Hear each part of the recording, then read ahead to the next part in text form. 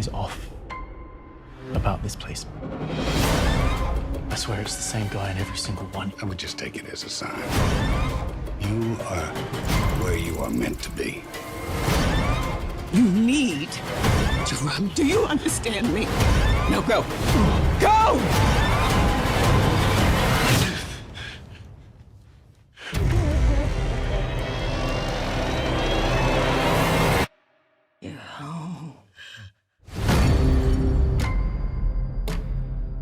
Hey, how you doing? What's up, Jeffrey?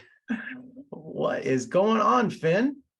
Wow, I'm loving this background. This is Thank you so excellent. much. Man, I enjoyed The Visitor. What a creepy thriller. I mean, I loved it on every level, man. So congratulations, man. An excellent thriller. Thank you. I appreciate that. I'm really proud and really happy with how it turned out too. Well, your character Robert and his wife are living a new life in her childhood hometown, but they've seen tragedy in their lives, haven't they? Yeah, they have. Yeah, they've just recently lost a child, and so they kind of show up into this world, grieving and kind of unsure about where they are at personally in their relationships. I think they're being tested on all fronts, which was kind of interesting to play. You know, it's like there was always throughout the movie there were all these like points of tension between like whether it was my relationship to my own mind or my own perception of reality, or with my relationship with my wife, losing a child. Like all of this stuff, I think really helped make the movie a lot more deeper than, say, your average horror movie. Well, you know, Robert's a long way from home. You know, he's in Briar Glen. London's a long way from there, isn't it? Oh yeah, that's about as far away as you can get. Like the Deep South is not like anything in the UK, that's for sure. And tell me about the painting he finds in the attic. Yeah, so that's a kind of creepy one. He kind of like in the beginning of the movie, he has this kind of like call in this drawer to go and check out the attic.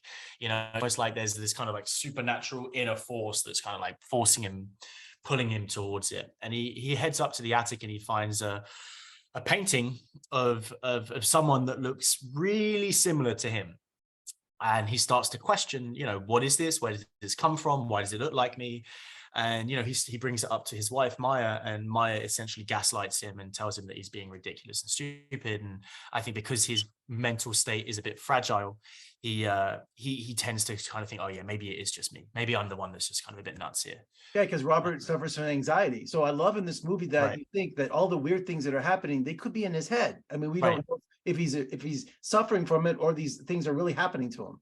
Yeah, exactly. And I think that's really one of the things that drew me to the movie is that it had this kind of much more deeper cerebral take on a typical horror movie, genre movie. You know, it was a little bit more deeper. And also as a performer, like it kind of makes the performance way more interesting because you're really kind of, you know, putting yourself in a very authentic situation.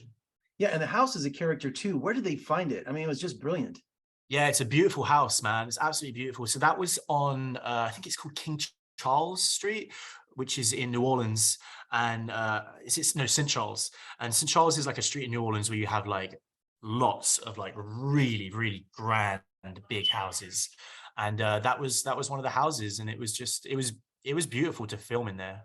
Yeah, and I love the sound that's in this movie, the creaking doors, the floorboards every time you walk. The director really gave you like maybe 5-minute sequences where you're just walking with this ambient sound that really just creeps you out.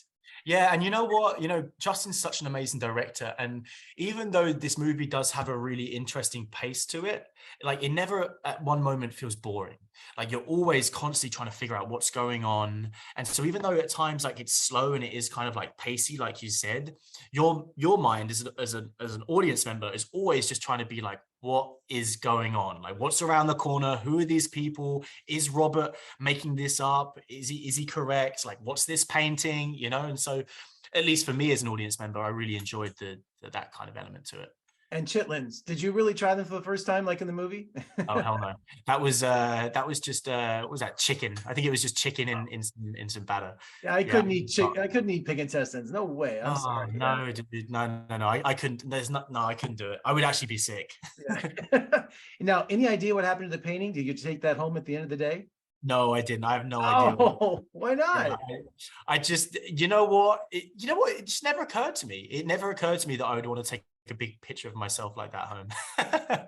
I'm sure it's somewhere sitting in some warehouse that's waiting for you. It's probably in a warehouse somewhere, and it's probably better off there. I mean, if I brought it home, I had no idea what the fuck I would do with it. It would just, I mean, yeah. Well, considering the movie, and we're not giving any spoilers away, especially what I call the curtain call at the end of the movie, right? I couldn't have that thing hanging in my house and looking at it, knowing what's behind that face of yours.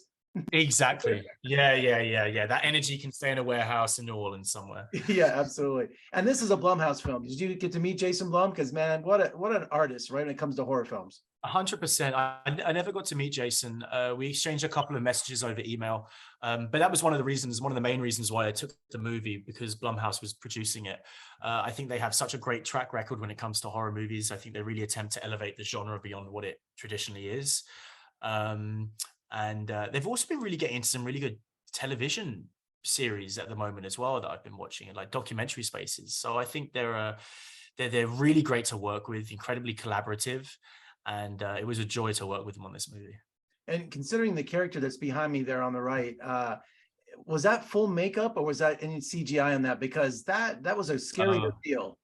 Yeah, that's full makeup. That actress is a beautiful, wonderful actress. Very, very attractive, very elegant looking, and she spent a lot of time in the chair to make herself look as eerie and creepy as that. Yeah. Oh man. And I described this movie as Rosemary's Baby meets The Wicker Man. That's yeah, perfect. Yeah, that's exactly what my when I first read the script, those were my kind of reference points. I love those movies. Yeah, especially Rosemary's Baby, man.